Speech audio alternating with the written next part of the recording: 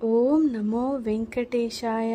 పరమభక్తితో తన్మయురాలై పచ్చకర్పూర హారతినిచ్చే ఈమెను చూసి అసూయ కొన్న మహంతులు తరిగొండ వేంగమాంబ వితంతువని, ఈమె శ్రీనివాస ప్రభుకు హారతిని సమర్పించరాదని అభ్యంతర పెట్టారు. శ్రీవారి రథం కదులుట అంతే. శ్రీవారి రథం ఊరేగింపుగా వచ్చి వేంగమాంబ ఇంటి ముందు నిలిచిపోయింది. ఎన్ని వందల మంది వచ్చి లాగినా రథం అక్కడి నుంచి కదలలేదు.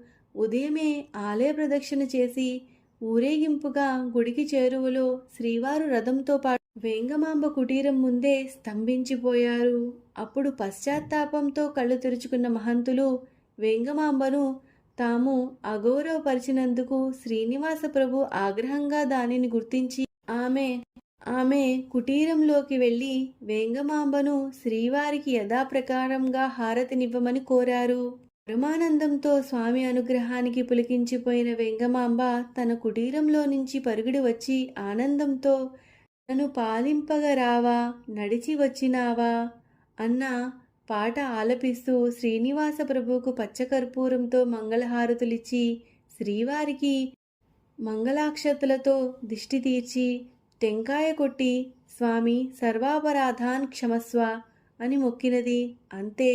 మరుక్షణంలోనే రథం కదిలి ఉరుముల శబ్దం చేసుకుంటూ దడదడా దొరిలిపోయింది. రగం లాగుతున్న వారిని తరుముకుంటూ నిమిషాల మీద ఆలయ ప్రదక్షిణం పూర్తి చేసి గుడిలో యథాప్రకారం ప్రవేశించారు స్వామి.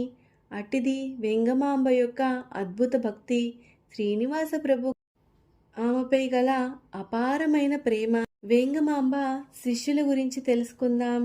వేంగమాంబ తన వృద్ధాప్యంలో తనకు శిష్యుడిగా ఉంటూ సహాయంగా చీనేపల్లి వంశీయుడైన నరసప్పను దత్తత తీసుకున్నది. కాలక్రమంలో ఇతని చెంగమ్మ అనే బాలికనిచ్చి వివాహం చేసింది.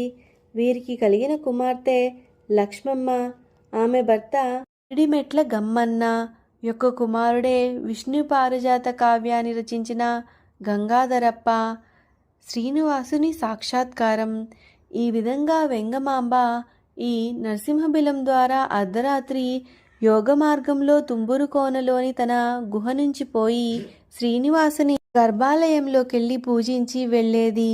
ఒకసారి ఆలయ మహంతు ప్రతిరోజు స్వామివారి గర్భాలయం తలుపులు తెరిస్తే కనిపించే అడవి పూలు, ఫలాలు శ్రీవారి పాదముల ముందు ఎలా వచ్చి పడుతున్నాయో కనిపెట్టాలని గర్భగుడిలోనే దాగి ఉండి ఆలయం బయట బంగారు వాకిలి తలుపులు ఇంకా బయట మహాద్వారం తలుపులు తాళం వేయించాడు.